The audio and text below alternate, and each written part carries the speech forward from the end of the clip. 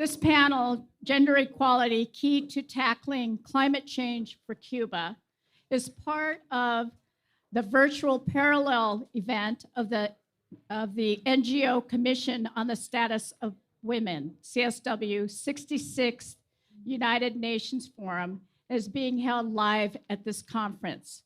In the past, U.S. Women in Cuba Collaboration will have done joint in-person workshops with the FMC over at the God Box across the street from the United Nations building. So we are glad to welcome some of our international people that are online as part of this 66th session of the NGO CSW. Just to reiterate, the Beijing Platform for Action is the global women and girls human rights agenda, and this year's CSW will emphasize the leadership of women and girls in changing the world, especially when it comes to the issue of climate change. The Cuban delegation to the CSW will talk about how, under the Cuban Revolution, Cuban women have achieved gender equity, how women and girls are impacted by climate change in Cuba, and what is their role in how Cuba deals with climate change now and in the future. So we have one of the speakers from the FMC, and we'll have other speakers as well. But we are going to begin with Cheryl Wapasamayas, who is enrolled in the Assiniboine Sioux tribe at Fort Peck Indian Reservation in northeastern Montana, to give us a land blessing. In the land of the Lushootseed peoples around what is known as the Salish Sea. I would like to acknowledge the ancestral lands of the Stachas Band of the Squaxin Island tribe and the Nisqually Indian tribe, who have long been stewards of the region's waters, plants, and animals. The southernmost point of the Salish Sea, these lands were and still are a place of gathering, trade, and community for many Coast peoples. I would also like to acknowledge the lands of the Puyallup people who, along with the Squaxin Island and Nisqually, were victims of the treaty signing in 1854 at the Shinanum, known as the Medicine Creek Treaty. Also acknowledging is what we now call New York City, and it is the traditional home of the Lenape people, whose lands were stolen and many were removed to Oklahoma, while few communities remain in New Jersey and Pennsylvania. And finally, the larger stolen lands called Turtle Island have been occupied for over 500 years. Since time immemorial, the original inhabitants of Turtle Island have been the stewards of the earth, water, air, and fire. These things are held sacred. Colonization brought about not only the occupation of native lands and the genocide of the original inhabitants, but the fragile condition we find our Mother Earth is suffering at this time. It is said there are 574 tribes in the United States. However, there are hundreds, maybe thousands more, who continue to be unrecognized. Never forget the genocide committed in the name of manifest destiny and the lives the ancestors sacrificed so their children and their children's children would one day reclaim sovereignty and self-determination. Please take time to find out whose land each of you occupies by using Google search. Just put in your zip code plus tribe and acknowledge the land you are on. Teguichi Chud, I raise my hands to you, Aho.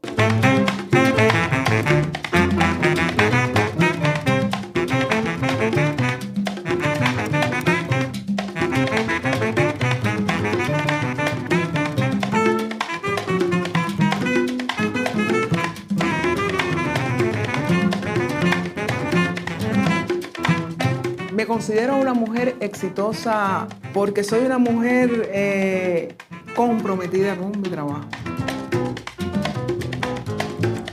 Mira, yo soy una persona muy temperamental y tal vez mi actitud ante la vida es lo que me hace ser de esa manera, exitosa como ustedes dicen, no sé. pero yo soy así. Todas las barreras las cruzo así, todas las puertas las abro así, todas las actividades, todas las tareas, todas las misiones, todo lo enfrento de la misma manera.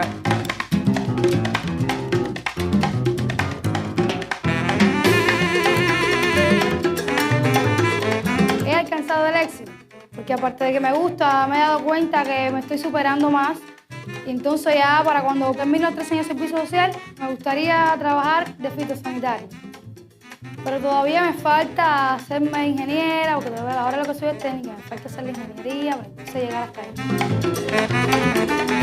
Me gustaría que dijeran que soy un ejemplo para las mujeres que, vaya, que no vienen a trabajar aquí por el machismo, por los maridos, por los padres, por los amigos, le dicen que soy una mujer.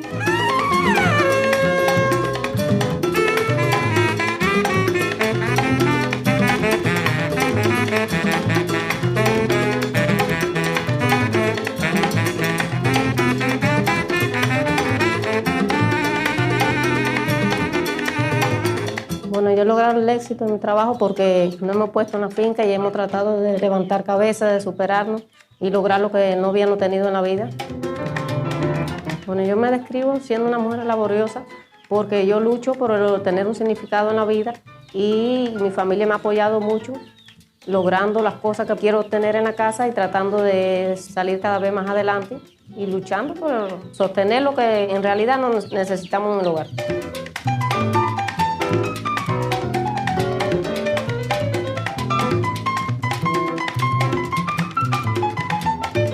A mí me gustaría que me recordaran como una mujer sencilla, estudiosa, trabajadora, que le tiene mucho amor a su trabajo y a la investigación. Y si esto es alguno de los méritos que han dado posibilidad a que las personas consideren que soy exitosa, pues bueno, no es otro más que la forma en que he trabajado y en la que he vivido todo este tiempo.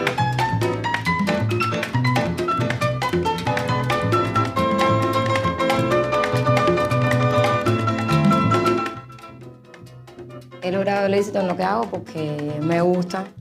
He logrado ser independiente, he logrado que las personas se fijen más en mí, me admiren más, tomen mis palabras como una cosa que tenga valor, ¿me entiendes? Que yo diga una cosa y no se me requiera porque deje de ser mujer o porque dicen, no, si es una mujer, ella no vamos a darle tanto valor, se me da valor.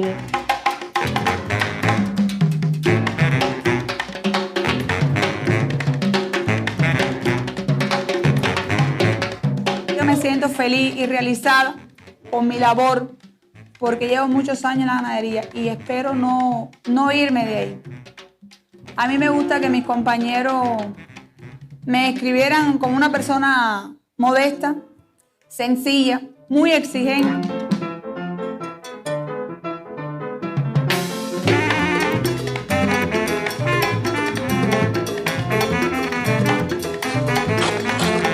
Yo creo que he logrado el éxito de mis años de trabajo con mucho esfuerzo y me he dedicado a eso, a mi trabajo. Me gustaría que me describieran como una persona que ha sido algo por este país y me gustaría que me miraran como mujer que soy.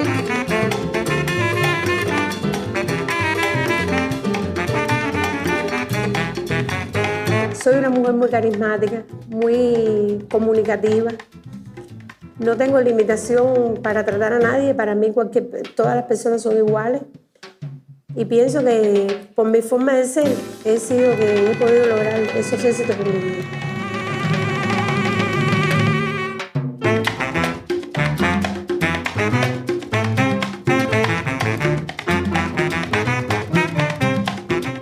En su propia finca está viendo que se están corriendo los ciclos del cultivo. Ya está viendo que en los periodos de lluvia no llueve. Ya está viendo que en los periodos secos son extremadamente secos.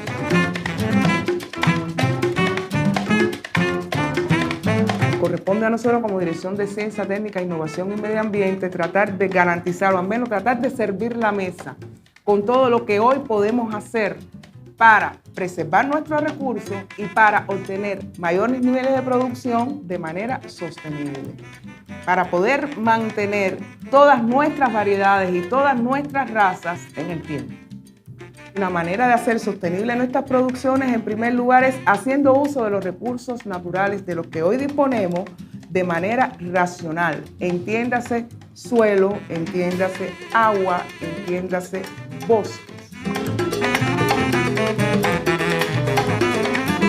Tenemos el privilegio aquí en el Ministerio de la Agricultura de contar con proyectos de investigación que hoy se están implementando y han tenido una trayectoria excelente porque han demostrado y han intencionado el protagonismo de la mujer, la equidad de género. Un ejemplo de ello es el proyecto Basal, donde la participación mayoritaria es de mujeres, el colectivo directivo predominantemente son mujeres. Se ha podido identificar en los diferentes municipios de intervención de este proyecto muchas productoras que han tenido resultados exitosos en todos sus procesos de producción. Esto es un proyecto que, como bien lo indican sus siglas, Basal, que está dirigido a las bases ambientales que se están creando a escala local, en sintonía, o sea, en paralelo con la contextualización climática, ya bien sea en condiciones actuales como en condiciones futuras a mediano y largo plazo.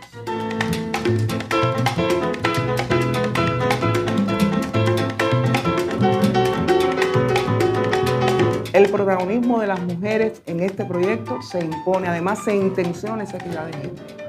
Es uno de los objetivos fundamentales de este proyecto y pienso que en los años que lleva de implementación se ha logrado con muchísimo éxito.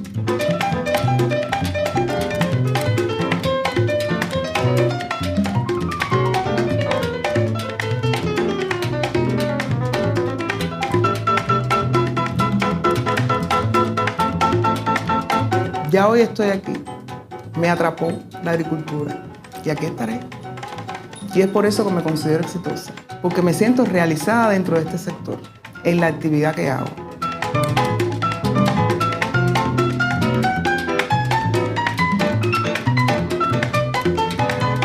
Yo sueño con ser ingeniera, sueño con matricularme, en capacitarme en un curso de eso para capacitarme para ser ingeniera. Sueño con una agricultura mejorada. Sueño con un poco más de recursos para limpiar más áreas, tener la suficiencia alimentaria que tanto hemos buscado por muchos años y no lo hemos logrado por la situación de la maquinaria. Existen mujeres trabajando, pero muy pocas. Principalmente aquellas que están en casa, yo le diría que hay que sumarse a trabajar, porque la mujer en la casa no se desarrolla espiritualmente, no se capacita. Aquellas trabajadoras que quieran superarse, las podemos llevar a los politécnicos. Aún con todos estos avances que se ha trabajado y los que se ve, se puede ver todavía machismo en el campo y lo hemos vivido nosotros, incluso en la fase de diagnóstico. Llegaba a cierta hora, por ejemplo, a las 12 del día, los teléfonos empezaban a sonar, que los esposos de las personas, de las mujeres que estaban allí, estaban llamando para que fueran a servirle la comida que ya habían dejado hecha. Y en muchos casos, personas que hablan de sus propias experiencias, que no pueden trabajar, que no pueden estudiar, que no las dejan, por ejemplo, salir de sus provincias para venir a una reunión aquí a La Habana. Yo les diría a las mujeres que están por ahí que no han podido vincularse al trabajo, que no tengan miedo, que se sepan enfrentar, que nosotras las mujeres somos fuertes y por duro que sea el trabajo, nunca hemos sido cobardes a la hora de enfrentar cualquier tarea.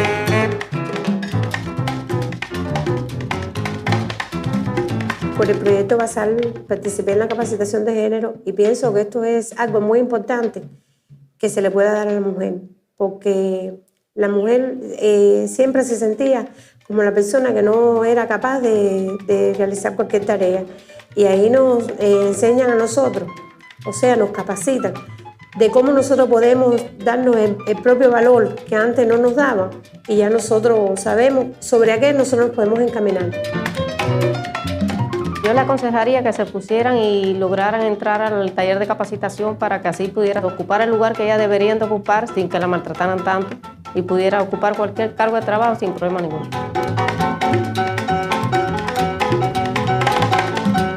No tiene que ver nada lo que digan los hombres, que esto es de hombre, que esto no. Porque también puede ser de las mujeres, porque no es un trabajo muy difícil. Si el hombre puede agacharse, la mujer también puede agacharse. Si puede guataquear, la mujer también puede guataquear porque tiene el mismo derecho. No le tengan miedo a la agricultura, que la agricultura no mata a nadie y que se incorporen para que den algo por este país, den su tierra, lo que no pueden dar otros, que si lo pueden dar, que lo den. Ya la mujer puede hacer trabajo que no hacían antes, porque no se les permitía.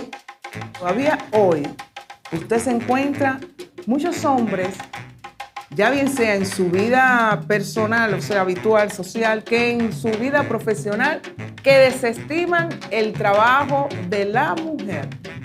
Se han obtenido muchos resultados en cuanto a la equidad de género, pero todavía yo pienso que hay machismo.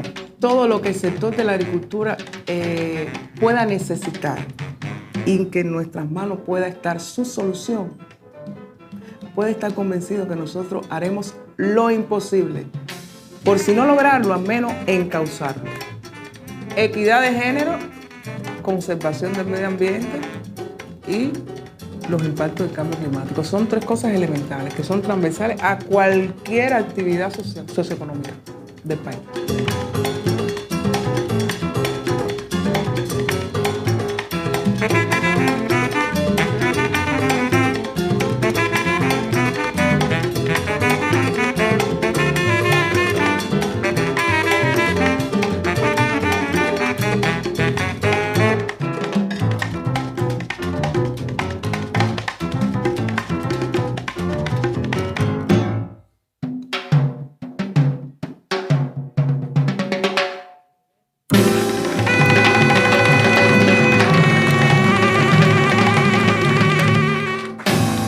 Queríamos mostrarles este pequeño audiovisual We wanted to show you this que short recoge video algunas historias de vida to give you a short clip of the life of these women. de exitosas mujeres cubanas, como ellas mismas se han caracterizado, As successful women, as they have characterized themselves and is kind of the title of porque the han logrado program, hacer realidad sus sueños.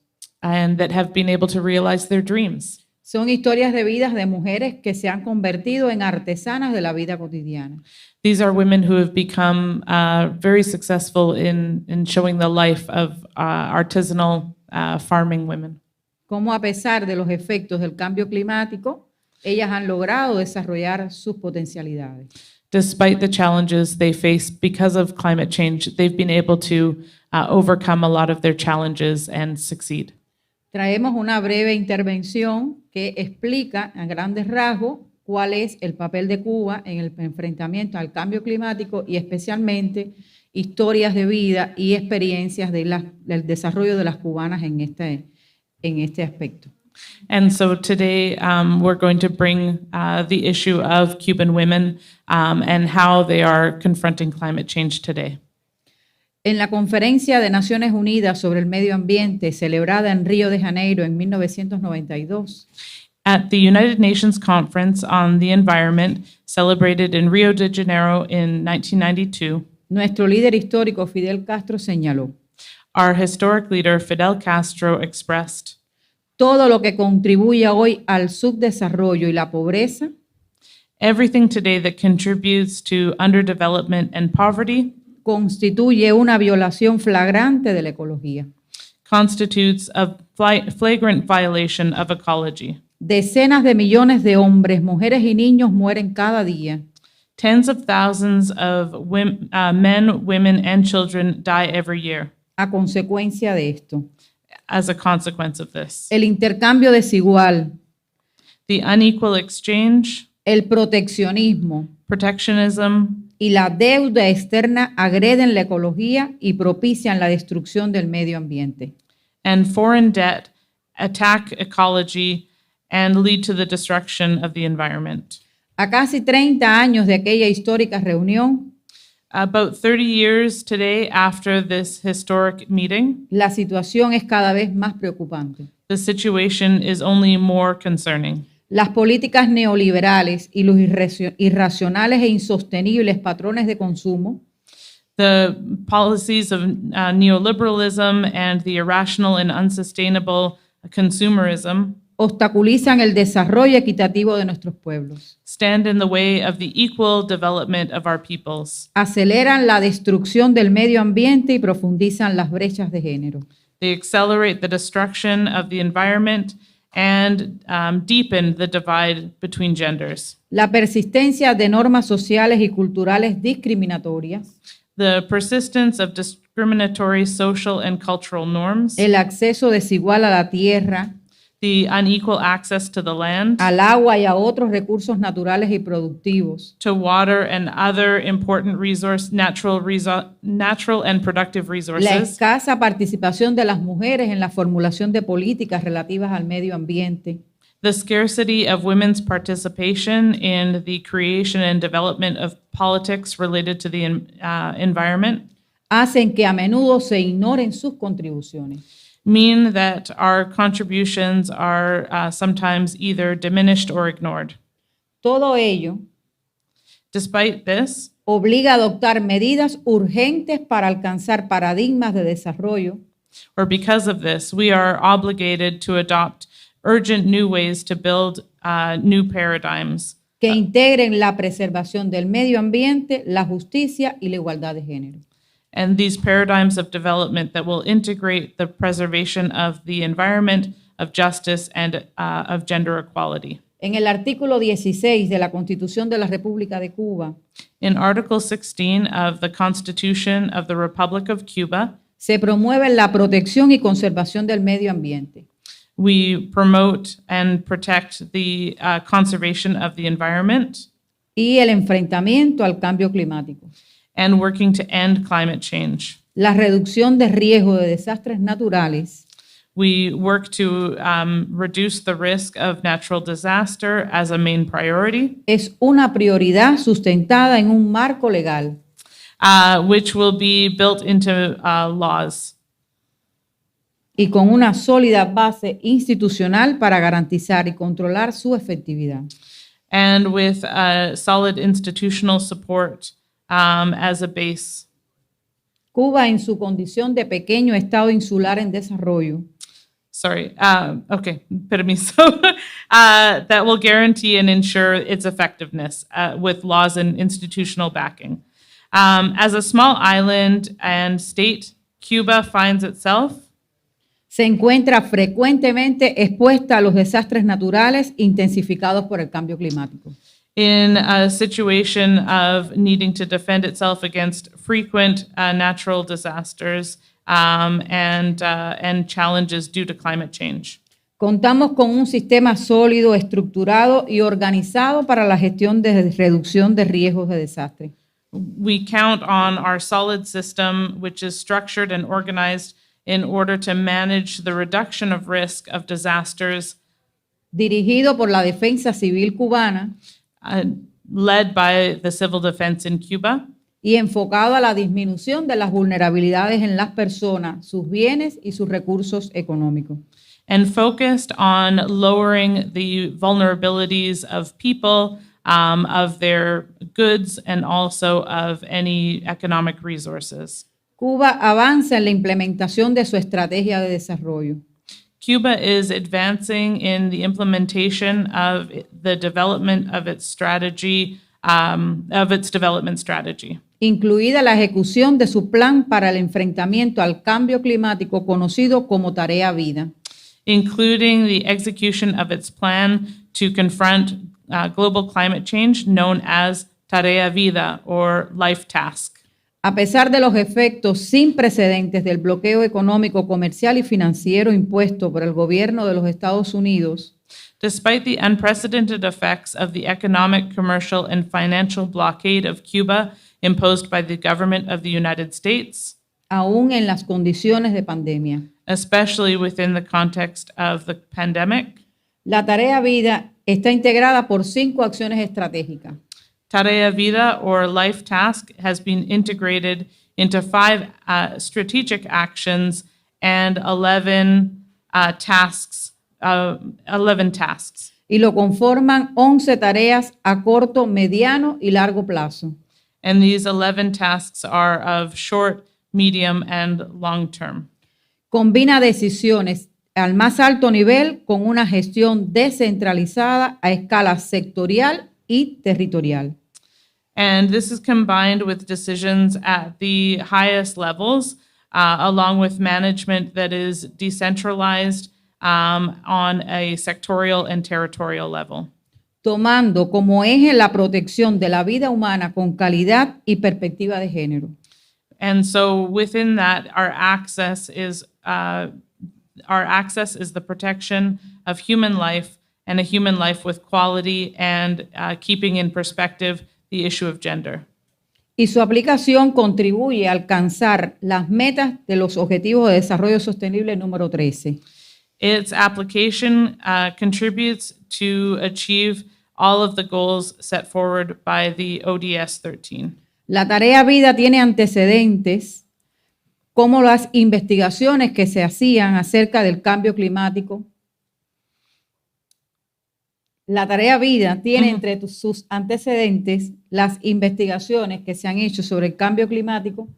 And so within this, Tarea Vida has its focus on the issue of confronting climate change.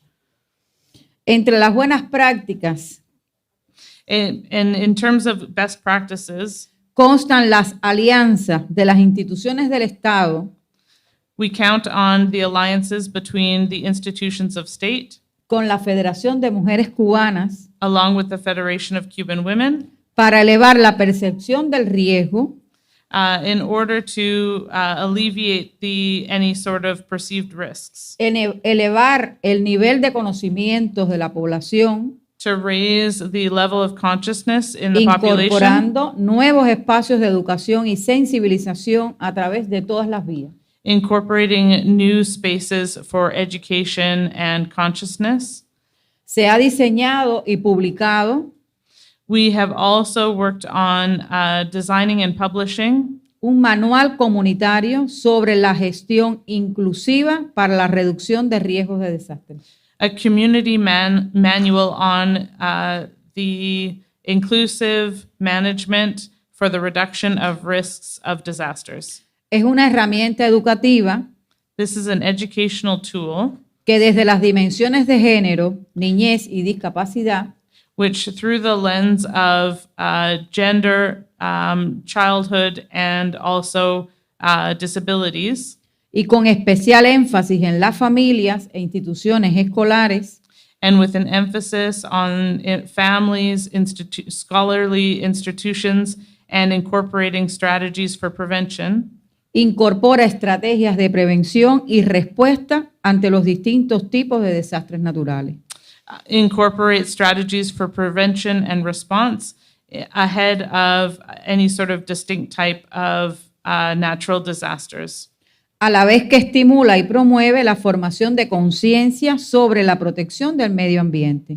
This also is able to stimulate and promote the formation of consciousness regarding protecting the environment. El proyecto Bases Ambientales para la Sostenibilidad Alimentaria Local The project basis for environmental basis for sustainable local sustainability, que includes, reflejábamos a través del audiovisual, which we saw a bit about on the video today, incluye una estrategia efectiva para el intercambio de conocimiento entre actores claves. includes an effective strategy for the exchange of knowledge, con énfasis en el uso de la información agrometeorológica. and that this knowledge can be shared between key actors with an emphasis on the use of information of agrometeorological information. Y herramientas para la toma de decisiones It is a tool for making decisions así como visibilizar las capacidades, saberes y potencialidades de las mujeres en el sector de la agrícola. but also to illuminate the capacities, the knowledge, and the potentials of women who are working in the agricultural sector. De igual manera, se ha articulado la iniciativa At the same time, we have created an initiative. Optamos por la igualdad de género en la adaptación al cambio climático. Called We Opt for Gender Equality in the Face of Climate Change, Que involucra a las mujeres para ejercer un rol de liderazgo transformador en los procesos de adaptación y mitigación. which calls on women to play a leadership and transformative role in the process of adopting, mitigating, and any sort of national and international challenges. Tanto en el ámbito nacional como internacional. Sí. Nacional e Y internacional. internacional, sí. Which again is for mitigation at both the national and international level. De igual manera, el proyecto Fortalecimiento del Sistema de Alerta Temprana Hidrometeorológico. At the same time, the project for the strengthening of the early warning system of hydrometeorological, Diseñado para proteger a la población which was designed to protect the population y los recursos económicos en zonas vulnerables a inundaciones. and economic resources in vulnerable zones from floods. Incluye un sistema de alerta temprana, This includes an early warning system, vigilancia, la toma de decisiones, aviso público, as well as vigilance or local guardianship, making decisions, and also public announcements, la protección a la población and protection for the population, y desarrolla acciones de capacitación a las mujeres and takes on actions for women to build their capacity. sobre la prevención y mitigación de los impactos de los fenómenos extremos. And builds prevention and mitigation of any impacts of extreme events. Un alto número de mujeres en Cuba son jefas de centros de gestión para la reducción de riesgo. A high number of women in Cuba are leaders in these centers for management. Y son responsables de los puntos de alerta temprana de sus territorios. The management again of the reduction of the of risk, and they are responsible for these early warning systems in their territories.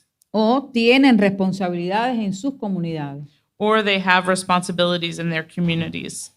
El avance de estas y otras iniciativas han constituido una oportunidad The advancement of these initiatives has constituted an opportunity para integrar el enfoque de género a todas las políticas, los programas y las acciones de cambio climático. to promote a focus on gender to all areas of politics, programs, and actions. El medio ambiente y la reducción del riesgo de desastre, The environment and the reduction of risk of disasters en correspondencia con la implementación de la Agenda 2030 y el Programa Nacional para el Adelanto de las Mujeres. corresponds with the implementation of Agenda 2030 and the national program for the advancement of women. Cuba ha ratificado su compromiso con la protección del medio ambiente Cuba has ratified its promise to protect the environment y la plena implementación de la Convención Marco sobre Cambio Climático y su Acuerdo de París. and the full implementation of the Convention about climate change and the Paris agreements. Conscientes, Conscious, como diría también nuestro líder histórico Fidel Castro en Río, as again our historic leader Fidel Castro said in Rio de Janeiro, si se quiere salvar a la humanidad, if we want to save humanity, hay que distribuir mejor las riquezas y tecnologías disponibles en el planeta. We have to have a better distribution of the wealth and of technology available in the planet. No más transferencias al tercer mundo de estilos de vida We should not be transferring to the third world lifestyles y hábitos de consumo que arruinan el medio ambiente. and consumerist lifestyles that are ruining the environment. Hágase más racional la vida humana. We have to make human life more rational. Utilícese toda la ciencia necesaria para un desarrollo sostenido sin contaminación. We need to find a way to use science in order to develop all of our necessities in a sustainable way without contamination. Gracias.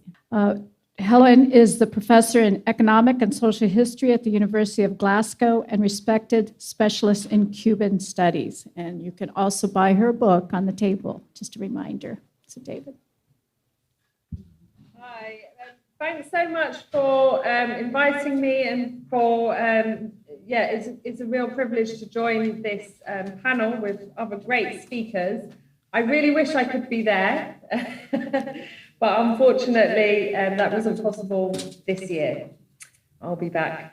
Okay, so the previous speaker from Cuba gave a very good presentation about Tarea Vida, life task, the state plan to confront climate change. So I think maybe what I'll do is speak a little bit about the economic history, the political history behind that, because there are many people, including in the solidarity movement, including I'm sure many of you there, who I can't see, which is really weird, who, are aware that the Cubans were sort of, in a sense, obliged to make a dramatic, very quick shift towards organic agriculture following the collapse in December 1991 of the USSR, and earlier than that, the collapse of the socialist bloc countries, where Cuba faced an existential crisis. It lost 85 to 86% of its trade and investment. And that includes, of course, the importation of hydrocarbons, oil, diesel, fertilizers, chemical fertilizers for its agriculture. Cuba had an astonishingly industrialized approach to agriculture. They had more tractors per person than the United States, something astonishing like that. And that was because Cuba was following a model being adopted by many developing countries, including countries like Brazil and India, called, ironically, the Green Revolution, but it was an attempt to really use machinery and industry to bolster agricultural production. But so there is a sort of misconception in a way that, Cuba only did these things because they were forced to. And of course, that doesn't help us understand why other countries that are facing ecological disaster, like neighbors in Haiti, they are not doing the things that Cuba has done to be upheld since 2006 as the only country, according to the World Wildlife Fund Living Planet report of that year, the only country to be achieving sustainable development in the world, which means living within the carrying capacity of their ecosystem whilst improving the standard of living of its population. So I'm just going to rewind a bit. I mean, I think it was Cheryl was talking about the environmental destruction caused by colonialism. And that's where this story starts. I mean, I'm a historian, so I always rewind, right? But this story starts with colonialism, Spanish colonialism, and then US imperialism in Cuba. And what you have as a result of that, if I just sum it up in one statistic, is that forest cover in Cuba goes from about 95% in pre-colonization to at the beginning of the 20th century. So, when the Platt Amendment is being introduced and the United States really start, the occupation is taking place, it's between 8 and 14% forest cover by then.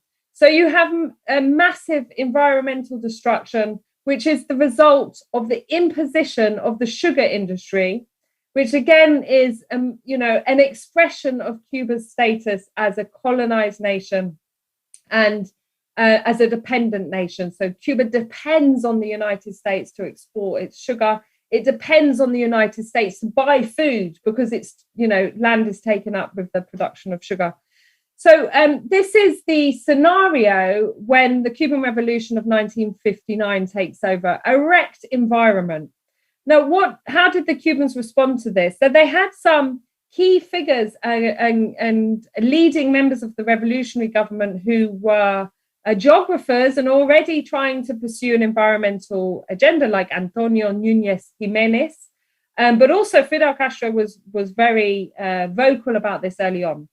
So very early on, they start reforestation campaigns in 1959, in May 1959. So just a few months after the revolution, you have the agrarian reform, which is already protecting forests and exempts forests from the redistribution of land.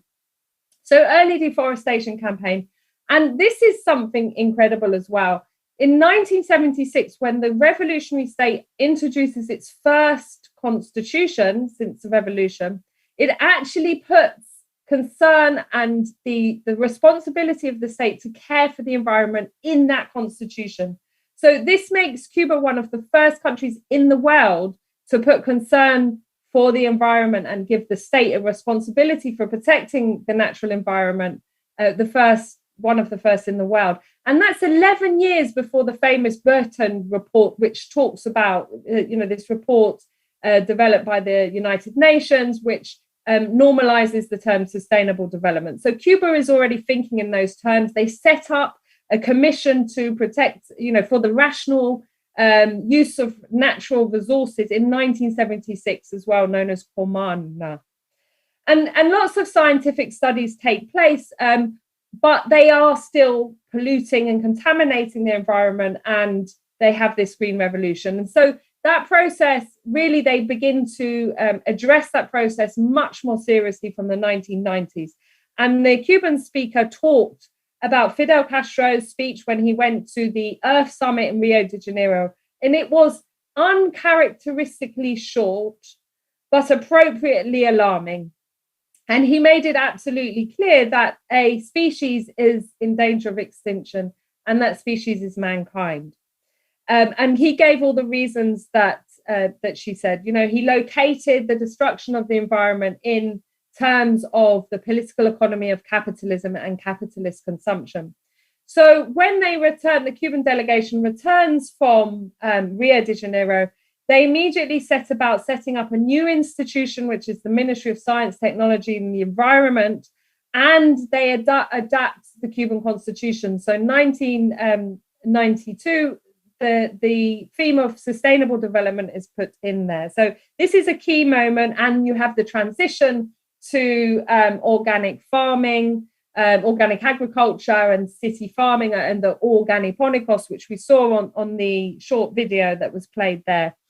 And, you have bicycles, like over 1 million bicycles imported from China to a Cuban population with no culture of cycling, and many other measures are taken. And so the really important thing to point out is that this is led by science. This whole process is led by science and scientists. And this is a characteristic of Cuban development that you see from the field of medical science to renewable energies, to whatever it is, education. The Cubans have this incredible investment in education, and they can build this capacity, this critical mass of scientists. And the government, the policymakers, listen to the science. So you have this set of investigations continuing, what the state of the rivers, what the state of the coast, how is climate change affecting, and you have these macro projects that are projecting the impact of climate change up to 50 years in the future. And then around 2015, Raúl Castro says we need to turn this into a policy platform. And that's how they go about creating Tarea Vida, the state plan to confront climate change, which is approved by the National Assembly, the highest decision-making body in Cuba, in 2017, with these first starting out by identifying at-risk populations and regions, and then setting up a hierarchy of tasks and strategies to deal with them. Now, where is the role of women? I think that's been seen slightly in the video, but put it this way, Tarea Vida is a unique approach to tackling climate change because it's based on three things. One is environmental science. And, you know, we have some incredible statistics from Cuba in terms of scientists. So 66% of Cuba's science and technology personnel are women. I mean, 50% of those of engineering workers are women. I mean, that is incredible in comparison to my country, Britain, where I think it's 8%. So even just saying, you know, this draws on scientists, then you're talking about women having a protagonistic role, having an important role because they are scientists in Cuba. It's also based on natural solutions. Now, how do you work out what the natural solutions are? You have to know your locality. You have to know every area. And that is where we come to the third really vital element, which is community participation. And it is, you know, the women in these communities have a really important role because they know the environments they live on. They know how climates are changing, how waters are rising, or how, as they were saying in the video, you know, soil is drier than usual and so on.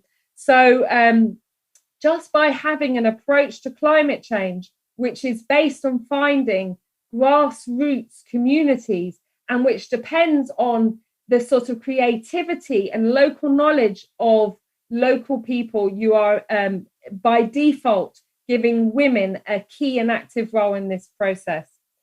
So I'm not even sure how long I was supposed to speak for, and I don't want to overlap with any of the other speakers, so I'll stop there, but obviously we can talk more if people have questions or comments. Isabella Borgeson, who's going to perform a spoken word poem that she wrote.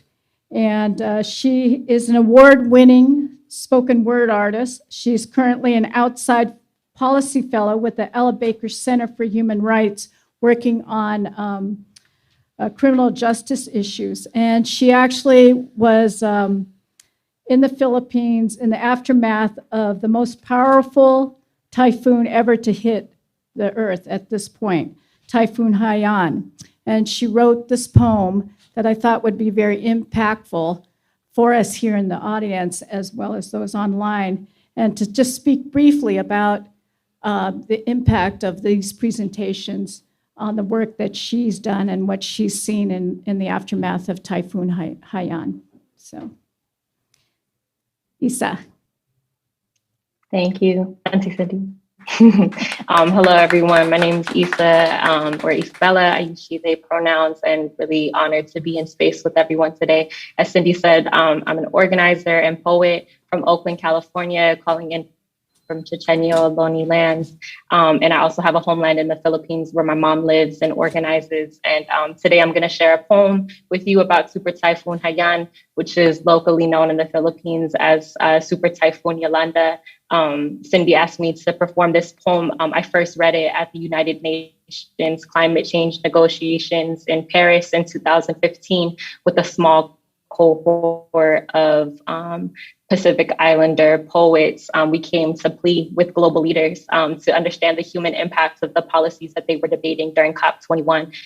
Yolanda hit the Philippines in November 2013, and at the time, it was known to be 300 kilometers per hour. There were over 10,000 deaths in the Philippines. My mom's hometown of Tanawan Leyte, which was where the eye of the storm hit, there were over 2,000 deaths alone. And so as Cindy names, I moved to the Philippines first to look for my mom. And thankfully I got a phone call. I think it was like a 10-second phone call before I came. My mom told me I hadn't heard from her in 6 days and was just seeing on news that our entire town of Tanawan Leyte had been flattened, and I couldn't recognize anything from the town.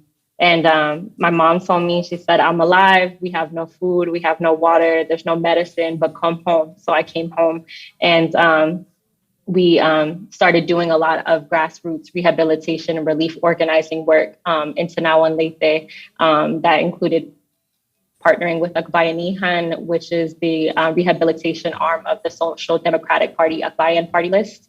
We built a sustainable school. We worked with local fisher folk in the coastal barangays and helped set up women's livelihood projects across Region 8. So I was very lucky that in our hometown of Tanawan, we had a progressive mayor who was very supportive of our efforts. But thinking just like during this presentation, what a world of difference it would have made if the Philippines had had a long-term plan for addressing the crisis of climate change, similar to Tarea Vida, which you all are laying out today. And I think about then what is at stake during this year's upcoming Philippine elections this May, and which my mama calls the election of our lives, knowing this threat of climate change and knowing how the threat of another dictatorship regime potentially coming into office would mean for the sustainability of us as a people. So I really think that art and storytelling is such an important piece for our survival, to remember the ghosts of Super Typhoon Yolanda, to remember the impact of climate change is not some theoretical future of future generations, but it's the lived experience today for many Black, Brown, island nation communities, poor communities, and women are at the front lines of that battle. So I'll read this poem that's called Yolanda Wins briefly, and then I'll hand it back to this incredible panel. I wonder if my mother can still see the bodies when she stares into sea. November 8, 2013, Super Typhoon Yolanda was the strongest storm to ever make landfall in the recorded history of the world. My mama tells nightmares of how the ocean swallowed her town whole. Foam water rammed into house, snapped off our metal locks and flooded the doors open. It's like the winds were searching for me, Idai. When I arrive in Tanawan 1 month after the typhoon, I do not recognize my mother's home. The roofs are crumpled like balled paper. The basketball court where I spent each childhood morning is now an unmarked mass grave. 13 holes for over 600 bodies. My homeland is a country of islands counting down the years before we are drowning in a rising Pacific. When I return to the US, politicians label climate change a myth. They deny our existence as if natural disasters only count when there are white bodies to bury. Each year, an average of 20 typhoons hit the Philippines, and my tita tells me God is punishing us. How else can you explain storm surge waves taller than coconut trees, 5 corpses stuffed into one body bag, names of our entire family scribbled onto debris-made crosses at the traffic triangle turned mass grave? We people, born from ocean, now fear the sea that stole our families. This is not the problem of the Philippines, of the Pacific Islands or Oceania long after the news reports. When the next super typhoon has blown away my family's relief tents, we will still be standing in sea salt flooded rice fields, brown fisher folk demanding, do not turn away from the disasters yet to come. Our islands are in your hands. These spirits, these Yolanda spirits sing a warning. Andagat bugutom lagiha. The sea that feeds us will one day grow hungry again. The Philippines has been rated by the United Nations the #1 most impacted country in the world in terms of climate change. As Isa said, 20 typhoons a year hit the Philippines. Our last speaker, I want to bring back Cheryl Wapasamayas. And just to add, Cheryl teaches Indigenous history and sovereignty issues at Chief Leshai schools at the Puyallup tribe. She's active in the National Organization for Women and is president of the Tacoma, Washington chapter and Washington State Now. And she's currently serving on NOW's national board. So Cheryl.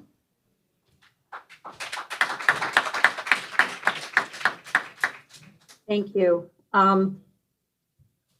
Thank you so much for letting me be a part of this and these wonderful speakers. And, you know, my heart just hurts over what happened in the Philippines. So what I'd like to share with you today is, do we have that PowerPoint that I sent you, Cindy? No. But if you're not It able is, to show it, yes. that's okay. I can just talk has about it. He does. So, Wait. Oh, he doesn't. anyway, I'd like to start out by sharing that when the health of our Mother Earth is threatened, Indigenous women the world over step forward to lead the way in protecting the environment. And because they play a leading role in recognizing the causes that contribute to climate change, they are often leading the struggle to defend their lands, their rights, and the health of the environment. In essence, they carry the knowledge of their ancestors, which is passed on to future generations. I'd like to share a bit of information of such women from Turtle Island, all Indigenous, but from very different cultures. The common thread is their effort to secure a safe future for their descendants by combating the catalysts of environmental devastation. And the first one I'd like to feature is Winona LaDuke, whom many of us, she's very well known, and we all recognize her as a longtime Indigenous rights activist working on issues connected to climate change, human rights, green economies, clean water, local foods, and renewable energy. And she is the director of Honor the Earth and is the founder of the White Earth Land Recovery Project, which focuses on recovering the original White Earth Indian Reservation in Minnesota and preserving its people's traditional practices. In 2016, Winona LaDuke joined the Indigenous women and others at Standing Rock Reservation to battle the Dakota Access Pipeline with two grassroots groups, the Sacred Stone Camp and the Red Warriors Camp.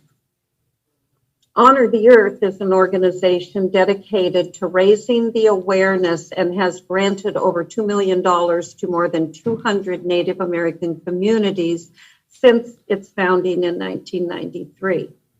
And another movement she has supported is Idle No More, a grassroots movement for Indigenous sovereignty, Indigenous rights, and respect for the treaties.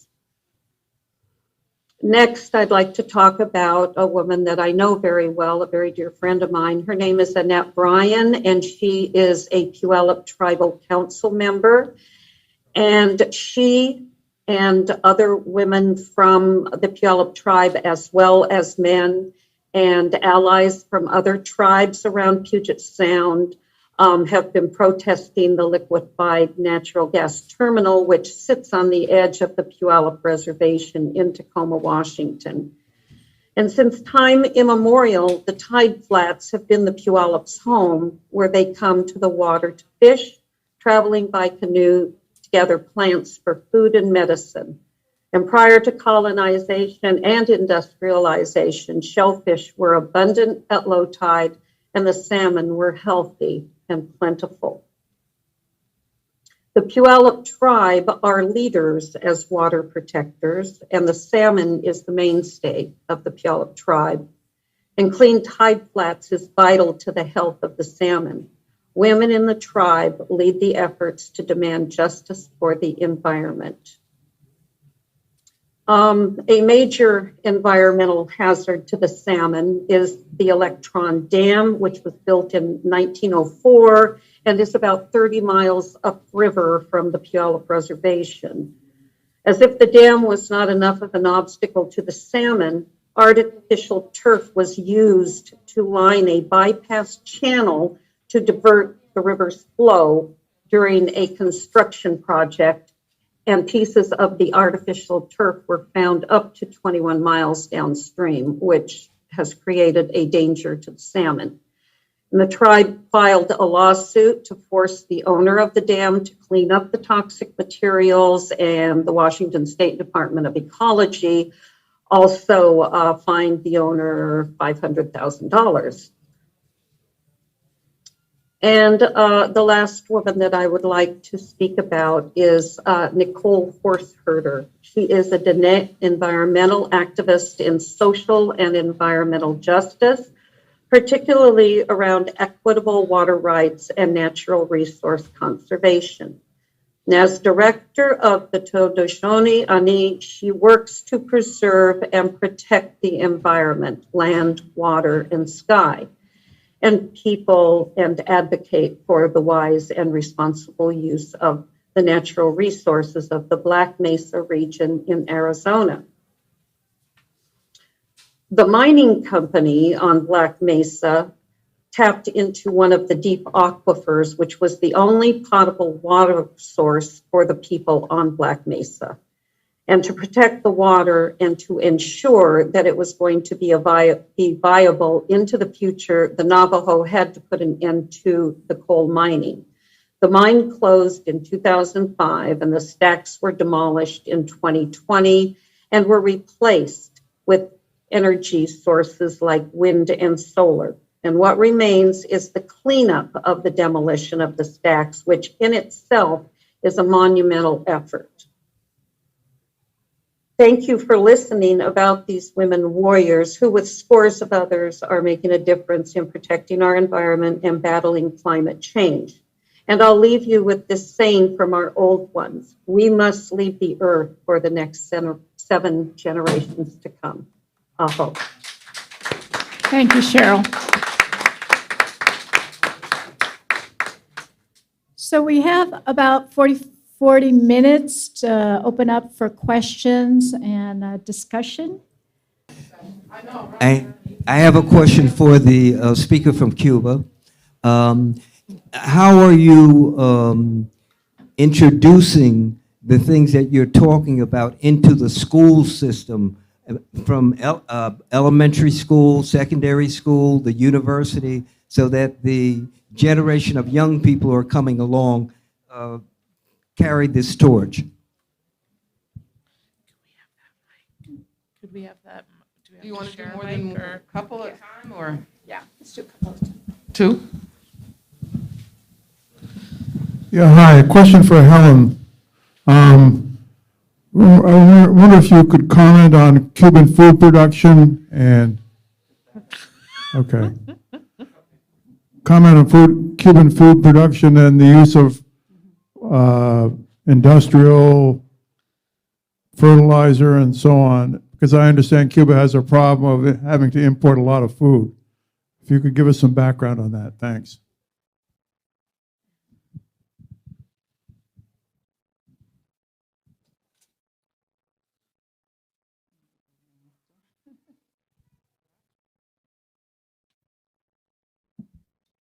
Con respecto a la primera pregunta. With regard to the first question, Bueno, decirles que Cuba, desde el Ministerio de Educación y el Ministerio de Educación Superior, in Cuba, with the Ministry of Education and the Ministry of Superior Education, orientan la integración de la educación ambiental para el desarrollo sostenible. we've been working to integrate education about the environment and sustainability Desde sus estrategias particulares with a particular strategy, y se concretan en la concepción y currículos de los planes de estudio. which has been concretized within our curriculum and our plans of study, Y como un componente de la formación integral de los estudiantes, and is an integral part of the learning of our students. que éstas deben tomar como base orientadora, principalmente, And this should be taken kind of as a base for our orientation la Estrategia Ambiental Nacional, in terms of the overall national que fue aprobada orientation, en el 2017 hasta el año 2020. which started in 2007 and continued up to 2020 and continues. Y de igual manera, el Programa Nacional de Educación Ambiental para el Desarrollo Sostenible. And this is a part of our national campaign for education around sustainability and confronting climate change. Hay varios principios que sustentan la gestión y la política ambiental cubana, There are many factors that impact the education around the environment in Cuba, como por ejemplo el desarrollo sostenible, sustainable development, la participación activa de todos los actores sobre la base de la cooperación y la corresponsabilidad, the participation and responsibility of many different sectors of our society, la educación, la comunicación, education, communication, la información ambiental orientada a desarrollar la cultura ambiental en toda la ciudadanía, and initiative in order to promote consciousness and awareness about the environment in all areas of our y por society. supuesto la visión preventiva. And of course, looking specifically at preventative measures. Es decir, que desde las primeras edades a los niños se les enseña en la escuela cómo proteger el medio ambiente. And so this means from a very young age, Cuban children are learning about how to protect the environment in schools Y cómo aprovechar las potencialidades que tenemos a partir del cambio climático. and what potentials we have in terms of facing climate Y por change supuesto los efectos que tiene el cambio climático. and the effects that we are seeing today of climate change. Con relación a la producción de alimentos. In terms of producing food. Ahorita una de las amigas hacía referencia a las alternativas que ha tenido que adoptar Cuba para la producción de alimentos. There's been some references made by the compañera about how we've had to take different courses in order to, or different paths in order to improve food production. Desde de desarrollar un programa para la agricultura urbana, suburbana y familiar, por ejemplo. For example, looking at urban agriculture and growing food in urban areas. En el que la Federación de Mujeres Cubanas for the Cuban Federation of Women juega un papel importante. This is an extremely important task. En promocionar la creación de los patios y parcelas. In terms of developing the patios y parcelas. E incluso los balcones también, las casas, por ejemplo, que no tienen patio, en las propias balcones. So that houses could develop growing food and on their own patios in their own backyards. También dedican a la producción de alimentos, sobre todo de cultivos de ciclo corto. And so that people could be involved in development in their own areas. La Federación The Cuban Federation of ha Women impulsado la creación de los patios have pushed for the creation of patios a nivel de las comunidades. That are also communally owned. Y de igual manera desde el Sistema Nacional de Educación And in terms of our educational system nationally, también se promueve la creación de organopónicos y el aprovechamiento de los recursos. we've been pushing for the creation of more organopónicos, kind of urban organic gardens, and other initiatives. El tema de los fertilizantes es un tema muy complejo Fertilizer is a complex issue, y que no siempre se puede contar con el paquete tecnológico para ello. and we can't always just count on technology for these Y issues. se utilizan alternativas, So we've been using different alternatives. por lo tanto se fomenta también la siembra de pastos y forrajes, por ejemplo. I need help, somebody. Para la alimentación animal, pero también se utiliza la lombricultura, por ejemplo. No traducí esto. Oh, fertilizer, somebody help me. Anyone? And La lombricultura. okay, within agriculture, fertilizer with environments within agriculture. Es decir, que se buscan alternativas. So we're looking for other alternatives. Y las mujeres juegan un papel importante. And of course, women are playing a really Por important eso role in decíamos que this. las mujeres son artesanas de la vida cotidiana. And this is why we say women are the artisans of daily society and daily life.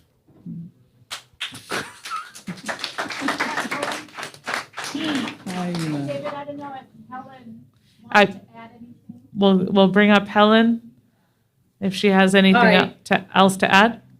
Yes. On the question of Cuban food, again, this goes back to a long history. I mean, there is a great book, it's fairly new, Luis Perez Jr. wrote it about rice in a time of sugar, which explains the very long history, the historical process through which sugar was imposed sugar plantations operated by slaves until very late in the 19th century were imposed on Cuba at the sacrifice of all other agricultural production. And there were lobbies in the United States that were pressuring for measures to prevent Cuban agricultural producers from producing alternative crops because they wanted Cuba to be in need of importing those crops. And that's a pattern that we've seen all over the oppressed countries, the colonized countries, and the global south. So, I mean, there is a historic issue with food production in Cuba.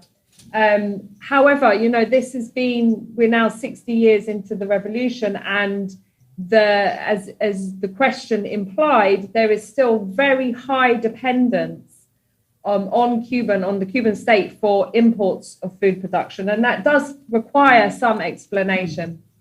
And you know, some of it is pretty simple and very kind of logical, common sense. And that is that, you know, if you have a nation with a high proportion of peasants or squatters, as they were called, landless, you know, workers, or the sugarcane workers who are like an industrialized, who are like a rural proletariat, you know, and you give them the opportunity to study for free. You build houses, you build, you know, cultural centers and so on. A lot of people leave the land and they go and live in cities, and they don't want to, or even if they remain in rural areas, they don't want to work the land. I mean, I'm sure, was it John that asked the question? I'm sure you've been on a solidarity brigade where you maybe spent a day or two under the searing sun doing some symbolic agricultural work. I know I have. And it's, you know, really hard and really hot. So, you know, agricultural work in Cuba, if you give people the opportunity to, you know, all the opportunities that are not normally opened up to poor people, then you'll find that many choose to move away from the land. But there are many other problems. Some of them are to do with climate change. So you'll know that in 2008, they had a really big campaign to transfer. There were 2 million hectares of idle state land. A lot of it had been overrun or invaded by this marabou kind of weed with very deep roots, which is very hard to get rid of. And they were, a lot of that land was packaged up and handed out to individuals and families, but also to entities, and to, you know, they had 2 years to get this land productive, to clear it of the marabou and operate. And, you know, there were results. It did raise domestic production, but it always has fallen short of expectations. And so much of that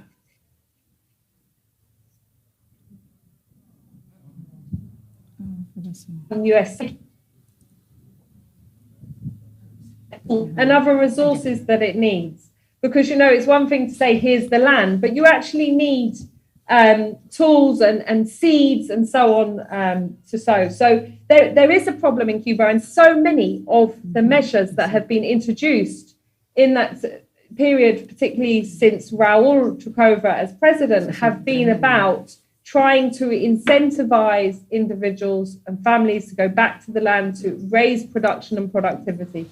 And it is a battle that the Cubans have not won, and they retain a high level of dependence on food imports, which is a terrible situation to be in, because it makes them very vulnerable. In a scenario like today, we're seeing that the cost of some key food essentials is going to go shooting up, or is shooting up now. It was anyway due to the pandemic and the global capitalist crisis in general, but now with the situation, the war in Ukraine. So it is a battle that Cuba is undergoing. In terms of the question of how much is industrialized, I think you're asking what percent is organic. My understanding is that something like 85% of Cuban agriculture remains completely organic. And if you look at the rules of the Small Farmers Association, ANAP, they are committed to organic farming, and it's actually prohibited to use chemical fertilizers in urban farms. The only places that, as I understand it, and, you know, correct me if I'm wrong, that still use chemical fertilizers are the state farms for mainly export goods such as sugar and tobacco. So the rest of Cuban agriculture is organic. And they, you know, I painted quite a dire picture, but there are some extraordinary successes, including the capacity for Havana to supply its own needs in fruit and vegetables. So, you know, over 100%, some of it is sent out. And there has been, in the last year or year and a half, a renewed emphasis, as the Cuban compañero was saying, to return to this practice that emerged during the special period era of crisis of using any spare plots of land, any parcels of land, any back gardens, front gardens, balconies, roofs, to start to, if you're not already, to grow fruit, veg, herbs, and then those can be shared with your neighbors, exchanged for things that your neighbors have. So there is a push to reinitiate that. But, you know, there are some quite incredible benefits of that system. So with the organiponicos, these are basically urban farms, small urban farms. The number of people who have been employed by those is extraordinary. I mean, it's in the hundreds of thousands, and many of those people are women. Many of them are pensioners who would otherwise be sitting at home and not really out and engaging with people. Many of them are young people who haven't entered work and aren't in employment. So they're very good from a sort of social, political and cultural perspective as well. And I'd expect to see more and more emphasis on that. And of course, Cuba, by pursuing organic agriculture, is doing its part in terms of mitigation as well. And it's ceasing to, contaminate rivers and contaminate the land, exhaust the land through these mechanisms. I hope that's answered your question.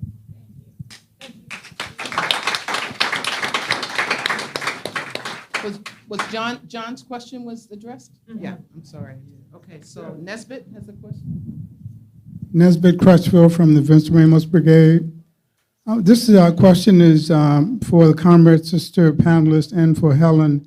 What effect has the economic embargo against Cuba had on climate change and the efforts that you're making to increase the productivity within your economy? Could you speak to that, please?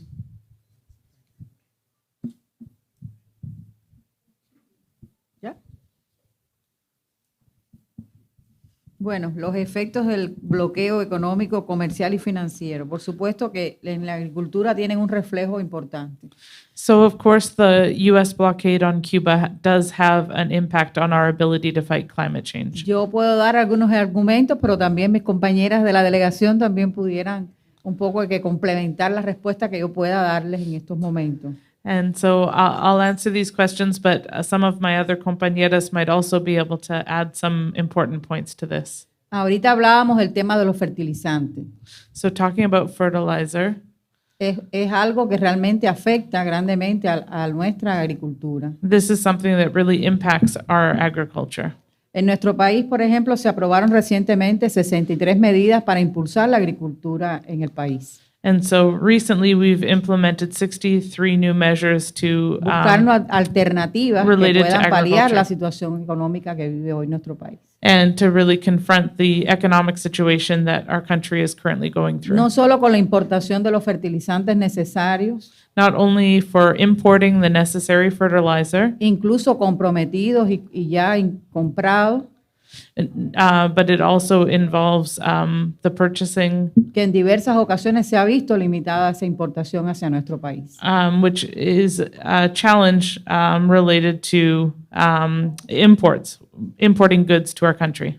Y decíamos ahorita cómo Cuba ha tenido que crecerse ante estas dificultades.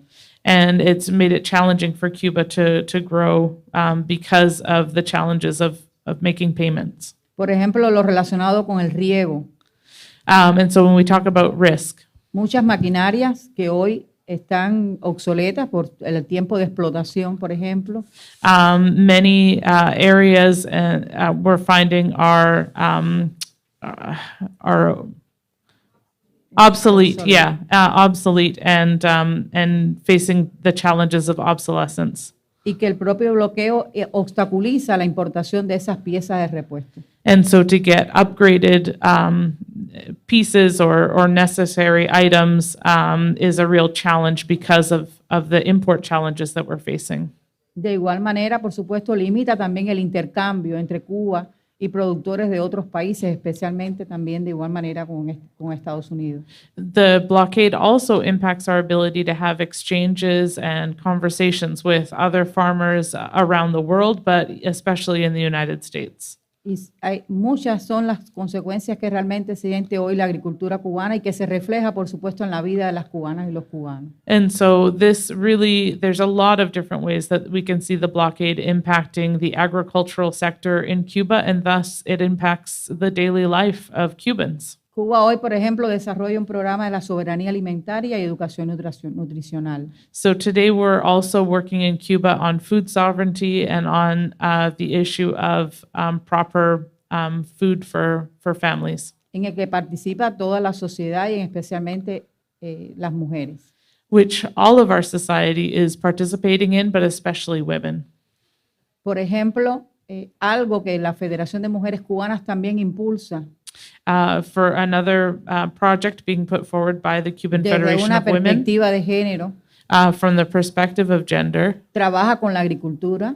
Is working on agriculture. Que consta de una estrategia consolidada. That has a consolidated strategy. Para fomentar la participación de las mujeres en la producción de alimentos. To get women specifically involved in the production of food. Y de igual manera con la Asociación Nacional de Agricultores Pequeños. And to get women more involved in the Association of Small Farmers. Que ha trabajado en fomentar las brigadas FMCEP, ANAP. And so we've created special brigades that are a combination of the FMC and ANAP, the Cuban Federation of Women and the Association of Small Farmers. Que ha permitido incrementar en más de 3,000 mujeres que se incorporaron a estas brigadas. Which we've had over 3,000 women get involved in these combined brigades. Todo esto permite ponerle un poquito más de amor a lo que hacemos como organización de igual manera. This shows the love that we're putting into the work that we're doing as an organization. Y buscar alternativas. And looking for new alternatives. Como decían ahorita, es una situación compleja el tema sobre todo los vegetales. And so, you know, as we've said, the situation is very complicated right now, especially we could talk about vegetables. Pero las propias experiencias que se han tenido que ir desarrollando. But what we've gained in experience through the development ha permitido has allowed us la siembra, por ejemplo, de policultivos. To plant policultivos. Para poder aprovechar aún más las tierras y los recursos que tenemos. Disculpa, otra vez.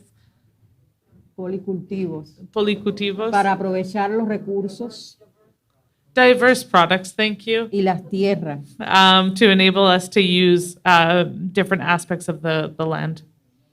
Es decir, que se está haciendo un papel, realmente es algo intenso lo que se está haciendo para poder fomentar la agricultura en nuestra sociedad. And what we've been doing has been really intense in terms of broadening this within our society. Y este tema de la producción de alimentos, and in terms of the theme of production of food, ha sido catalogado como un tema de seguridad nacional. We even see it as an issue of national security. Porque bueno, todos sabemos lo que significa y no solo porque es una necesidad, sino porque sobre todo las mujeres que somos las que tenemos un mayor peso ahí en la elaboración de los alimentos y en esa responsabilidad diaria.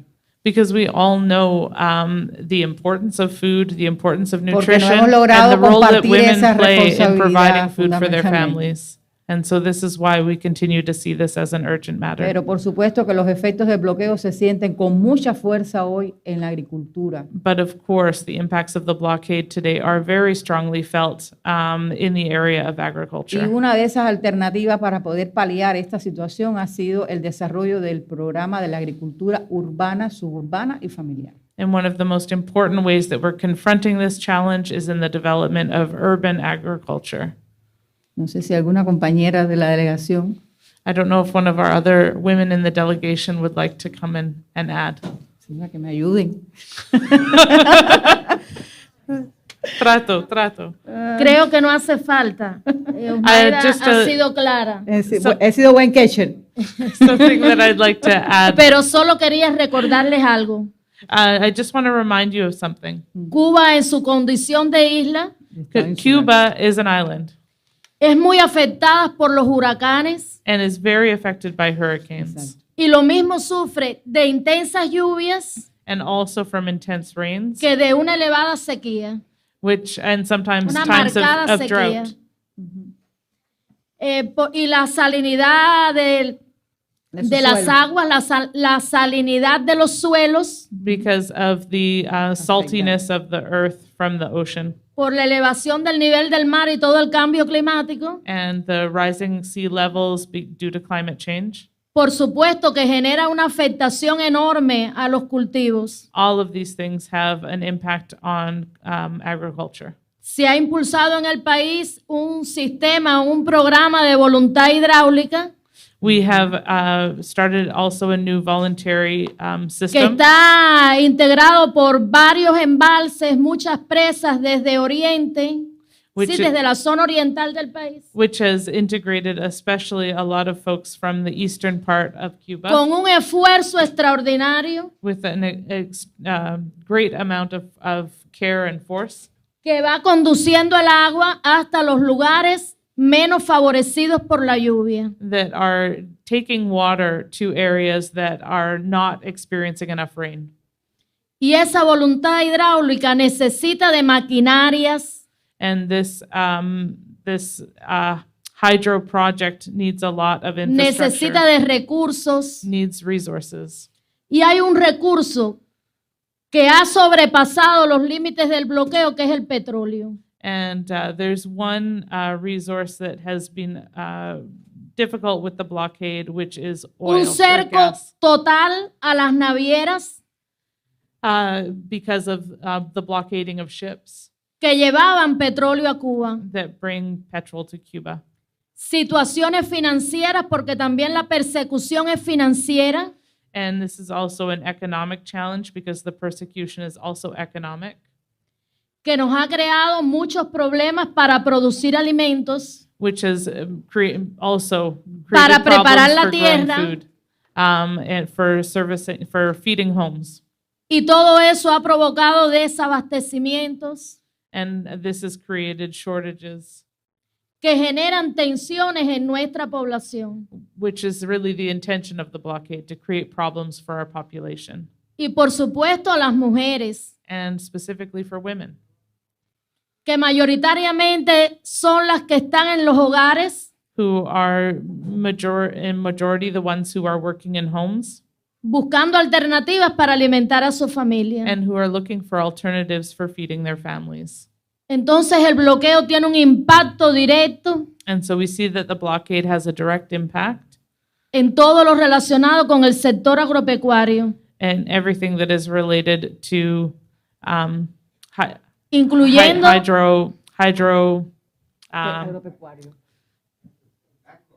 aquaculture, incluyendo la zafra azucarera, que también está siendo muy impactada. and we see that this is impacting work as well. Muchas gracias. Okay.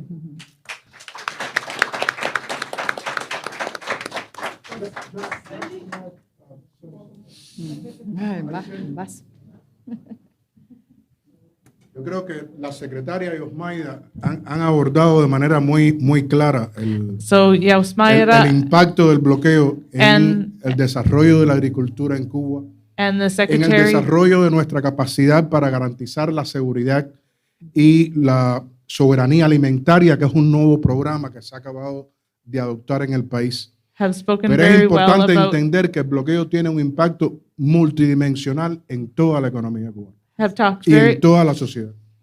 O sea, La traducción, por favor. So the two compañeras have spoken very well about the impact that this has on our agriculture, but we also have to look at some other dimensions of the blockade. O sea, no hay un área, no hay una esfera de la economía o del programa del desarrollo del país que no esté impactada por el bloqueo. There's really not a single area of our economy and our development as a country that's not impacted by the blockade.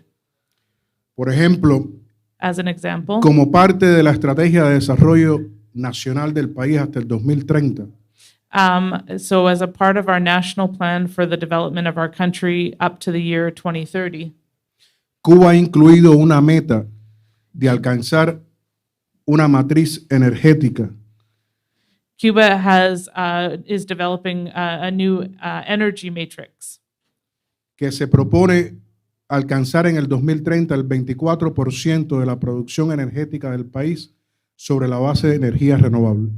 And so we are working towards 24% de la matriz energética. En el 2030, el 24%. to have 24% of the national energy coming from sustainable sources by the year 2030. Pero el desarrollo de las fuentes renovables de energía es altamente intensiva en tecnología But in y order en recursos financieros. But in order to develop these kind of green technologies within the economy, we know that we need huge economic resources and huge technological resources. Y no nos vamos a detener en esa meta.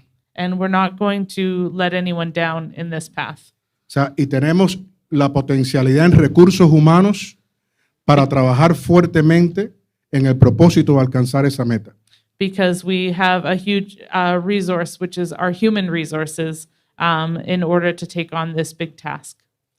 Pero ¿cómo accedemos a la tecnología que nos permita trabajar más aceleradamente en pos de eso? ¿Cómo accedemos a los recursos financieros si Cuba no tiene acceso a las fuentes internacionales de financiamiento por el bloqueo? So, but the big question remains, how do we get access to this technology with the blockade? How do we get access to these resources when we're being blockaded? Si las entidades o organizaciones financieras que podrían darnos financiamientos son perseguidas, son multadas como consecuencia del bloqueo. When we see that the different paths that we try to take are constantly being blocked or shortened because of the blockade. Si las compañías internacionales que desarrollan las tecnologías más avanzadas en el área, por ejemplo, de las fuentes renovables de energía, y tenemos que tener en cuenta que el cambio climático está particularmente vinculado al consumo de energía, sobre todo energía fósil. So when we see that these big international companies who are saying that they're focusing on renewable energy, but are still very much involved in energy consumption. Y ellas no pueden entonces transferir tecnologías a Cuba porque el bloqueo se los impide. And they are refusing to transfer those technologies or sell those technologies to Cuba because of the blockade. Entonces es en la agricultura, es en la industria, es en el desarrollo de las fuentes renovables de energía. Por eso decía que es multidimensional en todas las esferas del desarrollo del país. Dr. Melissa Barber, who many of you know, is a graduate of the Latin American School of Medicine, ELAM, and former program coordinator of the IFCO-administered Cuba-U.S. Medical School Scholarship Program, and she's going to close us out today. Welcome, Hi, Melissa. everybody. Can you guys hear me? Yes. Okay. I just want to say thank you so much for inviting me. It is such an honor and a pleasure to be here amongst this wonderful conference and to see all of the wonderful work that is being done by Cuba and the Federation de Mujeres to advance the work of Cuba. And what I want to say is, as a product of the Latin American School of Medicine, as I consider Cuba one of my homes, and it's a dear part of my heart, I just want to also incorporate some of my work and incorporate some of the learning skill sets that I've incorporated into how I think about healthcare, how I think about community from Cuba.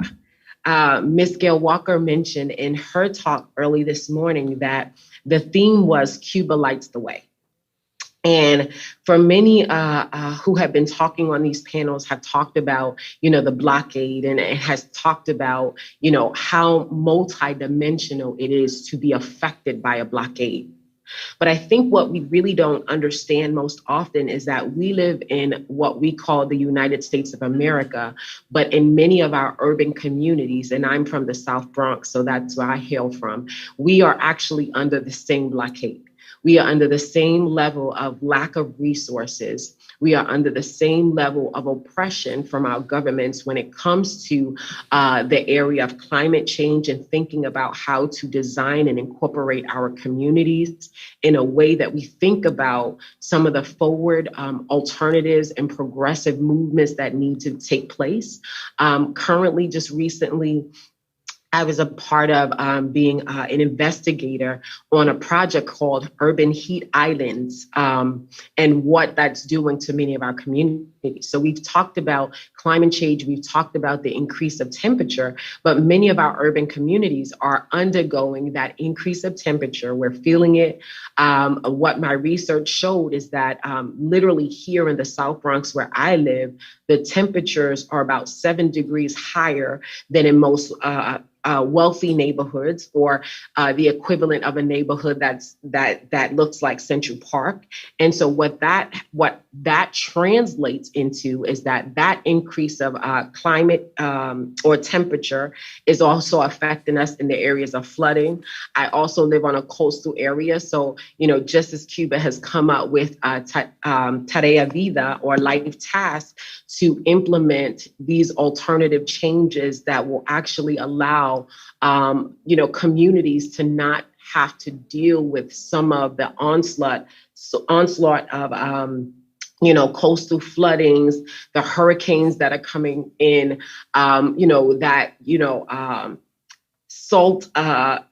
salting of, I don't know how she pronounced it, but the salting of the actual soil that's really destroying many crops.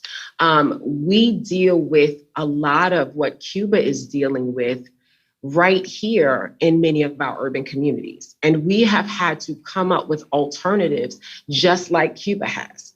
And so when we talk about them lighting the way, I want to let you guys know that many of our urban communities are watching you. We're watching you because as we watch you, we are learning those alternatives and how to bring them into our communities so that we won't feel the detrimental effects of many of the things that are going on, like the coastal floodings and the flash floods that are taking place. How do we actually create situations where we can feed the population? We, right here in the South Bronx, we've had a movement of community gardens that have increased within neighborhoods. How do we get green space to buffer, the temperatures and climate change that is affecting all of us, right? And so we're looking to you for the examples. We're looking to you at what you're doing, and knowing that as we look to you and as you're lighting the path and you're really showing us the way of what to do in many of our urban communities, we are adopting many of your strategies.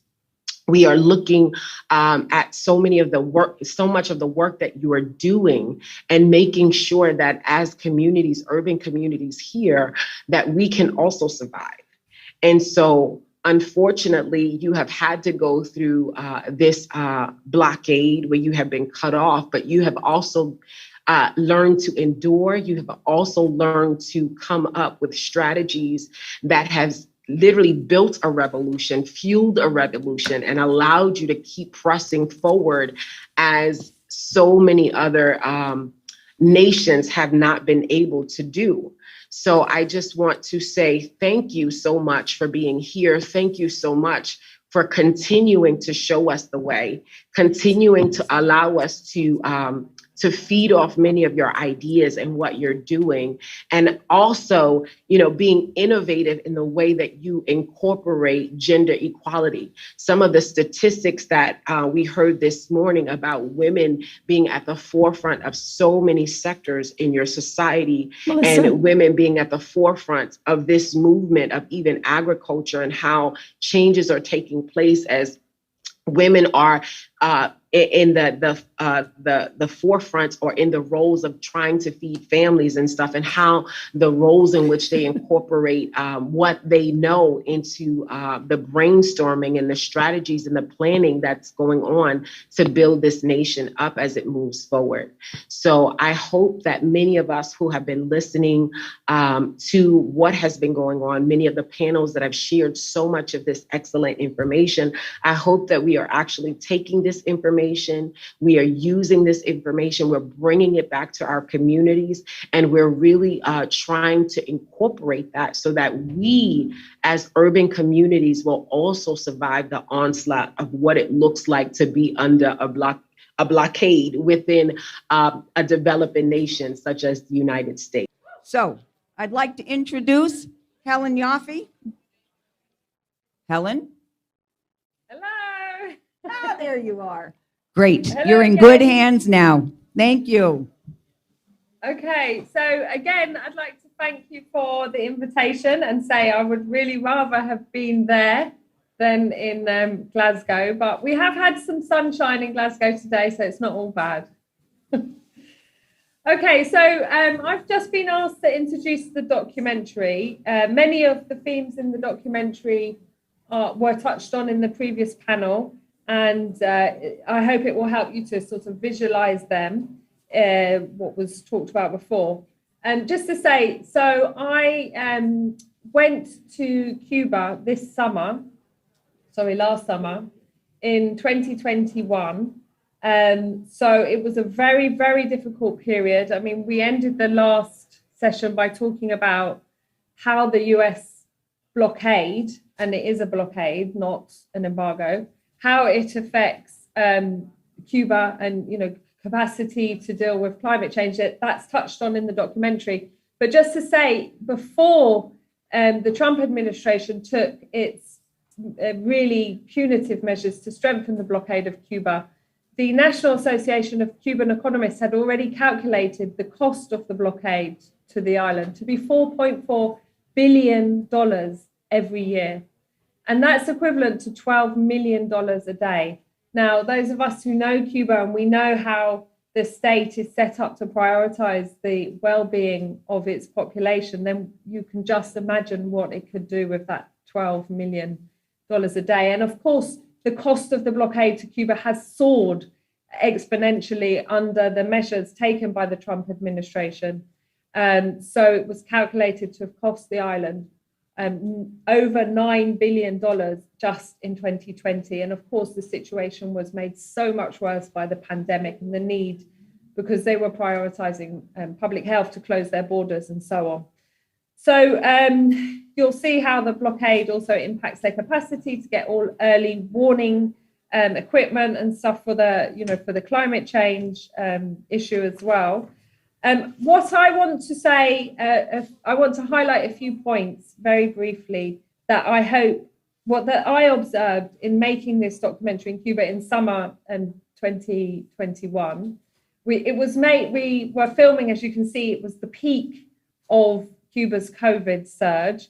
And you can see that because we're all wearing masks and, you know, sweating under that hot sun, wearing masks everywhere you go. It's very tough.